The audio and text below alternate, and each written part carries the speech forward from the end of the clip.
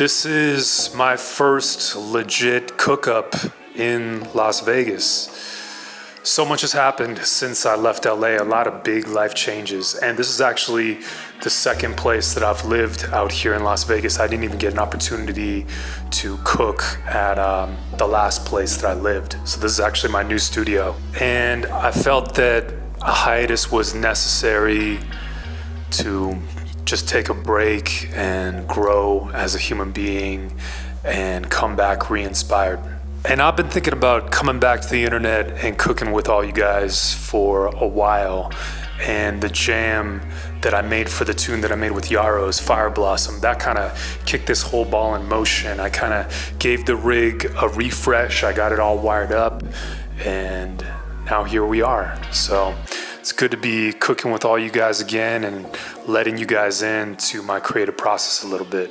If you've seen my YouTube videos in the past, you know the rig normally looks like a sea of spaghetti and chaos, because that rig back in LA was designed to cook up ideas with speed and to cook up ideas with others.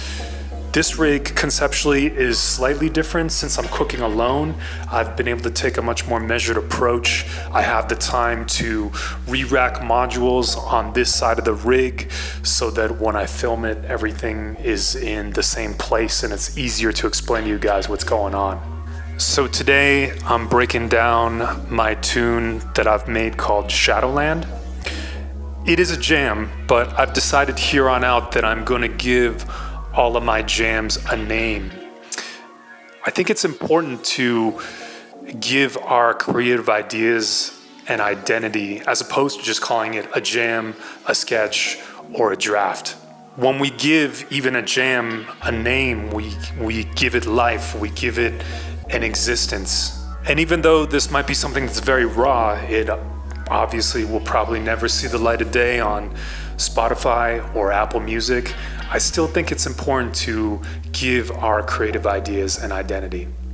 So the breakdown for Shadowland is actually very simple. Conceptually, I've created this jam to kind of showcase this module right here by Game Changer Audio called the Plasma Voice.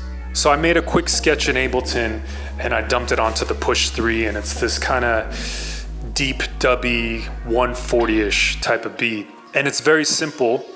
It's just split up into 4 different stereo groups. We got some drums. We got a dubby bass line. We got some deep dub chords. And we got some like 90s jungle pads as well too. So this is basically serving as my backing track. And everything is coming off of the push down the 8-aught light pipe cable into an Expert Sleeper's ES8.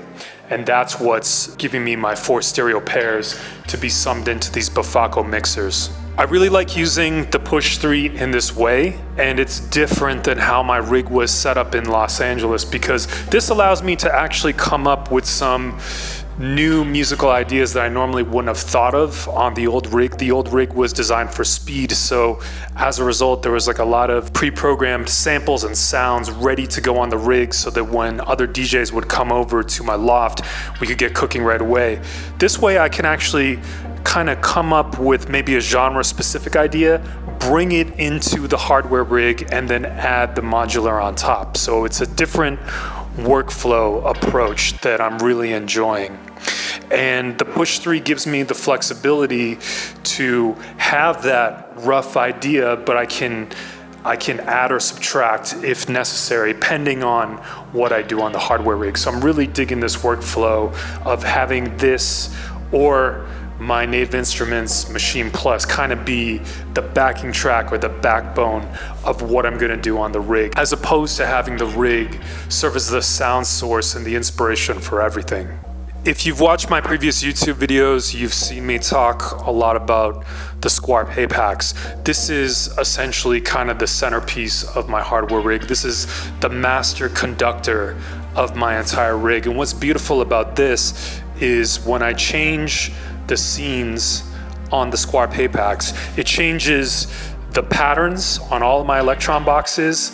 It changes the parts on my 512 vector sequencer, and it also changes the scenes in my Ableton Push 3 as well too. And in order to get the scenes to change on the Ableton Push 3, I'm using this Max for Live device that's called Program Change to Scene Launch. That allows the push to receive a program change message and fire off a specific scene, because natively Ableton does not support program change messages to be mapped to scenes.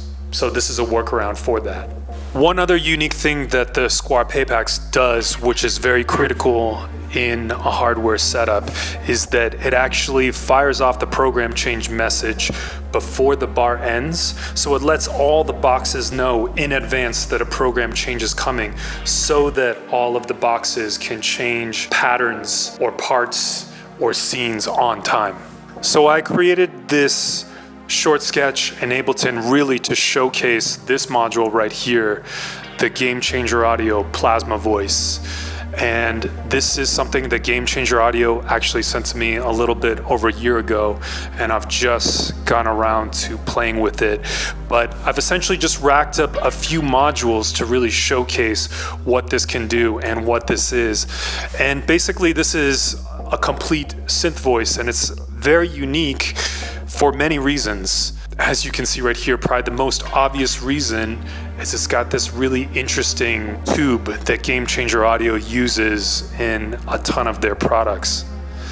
And I'm gonna spare you the technical jargon, but essentially this tube gives the module a very electric and staticky sound. I think that's the best way that I can explain it. Here, I'll play an example.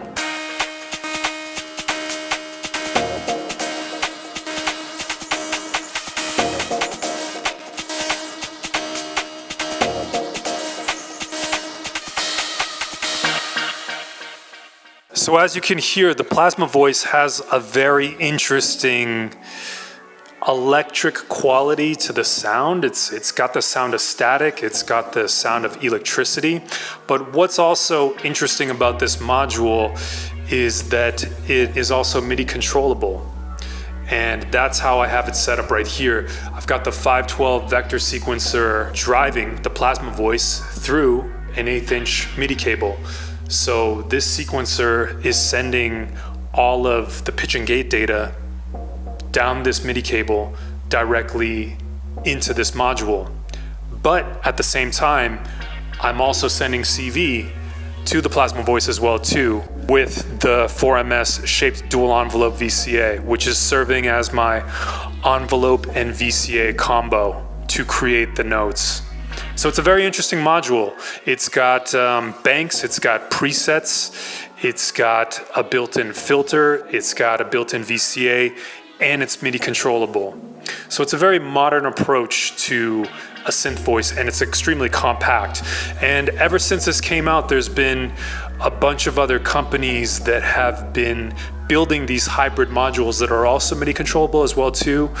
Oxy Instruments has a module called the Coral, and Nobula also has a bunch of modules that are both CV and MIDI controllable as well too. And to me, that's the best of both worlds. When you combine MIDI and CV, it opens a lot more possibilities. You're using less cables, it keeps everything a lot cleaner, and you have a lot more options. So to showcase the Plasma Voice, I've got it driven by the 512 vector sequencer, and I'll show you what this can do.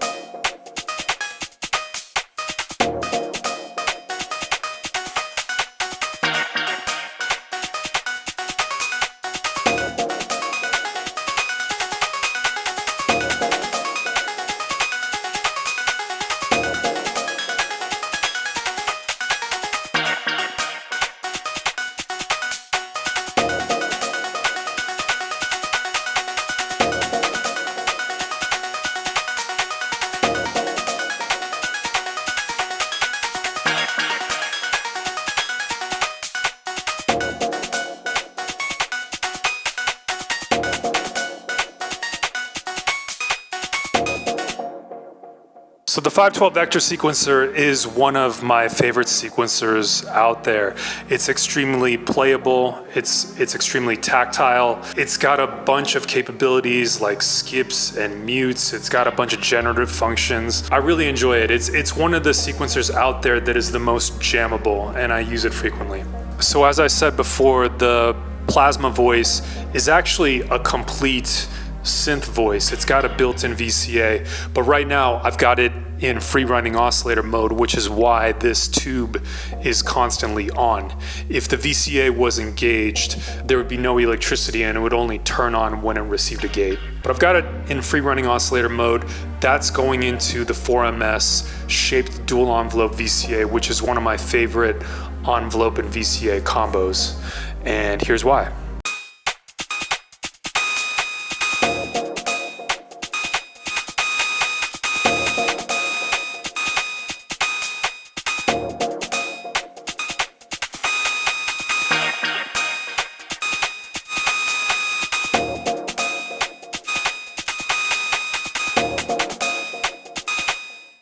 So once again, the 4MS shaped dual envelope VCA, it's a very tactile module. It's extremely playable. It's really easy to play this slider right here and shift between linear and logarithmic curves to get either really plucky and snappy envelopes or something that is a little bit more linear. One of my favorite modules, I really enjoy it. And not only is it shaping the sound, but the envelope is also being sent out of here into the filter for the Plasma Voice.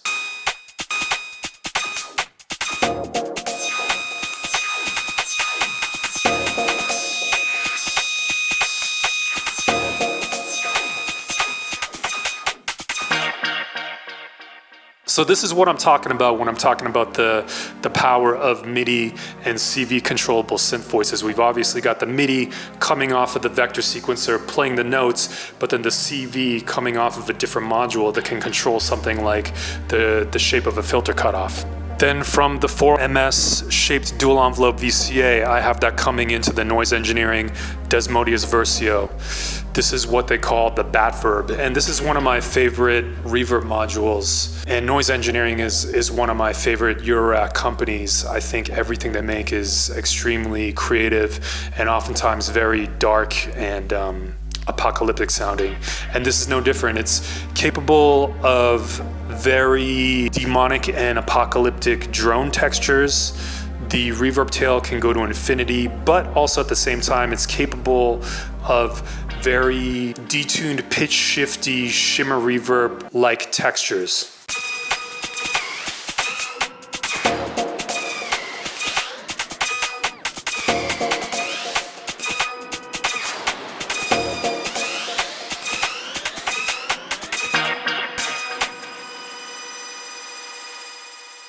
So once again, I love this module. I used to have it in our Glitch Mob live cases very frequently. And it's, once again, it's a very tactile module. It's a very playable module. And after the noise engineering Desmodius Versio, the signal is going into a WMD Axis module. These are actually basically out of print.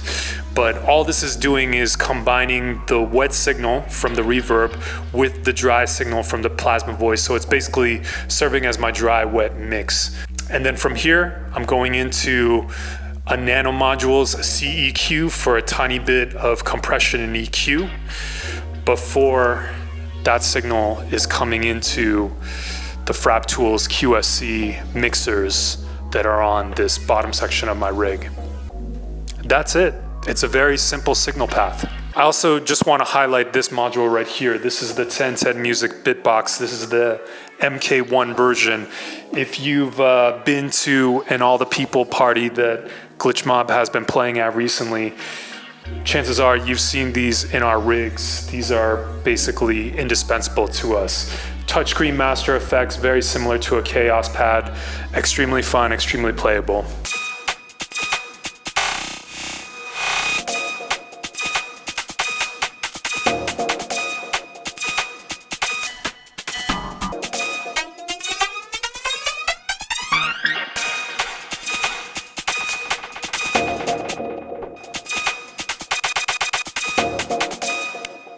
And then finally, towards the end, I've just got a little bit of octatrack delay trickery with a female vocal sample going on right here.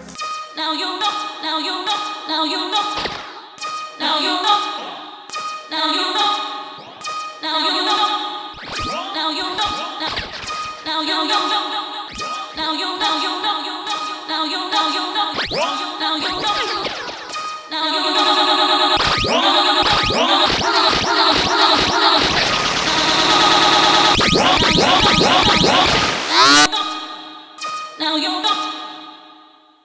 And that's pretty much it. It's an incredibly simple idea that was primarily designed to highlight the Game Changer Audio Plasma Voice. Once again, big up to Game Changer Audio for sending this over.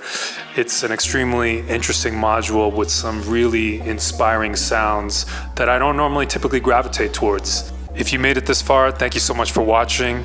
I'm excited to come back to the internet, reboot the whole cooking with edit thing, and share little bits of my creative process with you in my new studio here in Las Vegas. Thank you for listening. Thank you for your time. I'll catch you next time.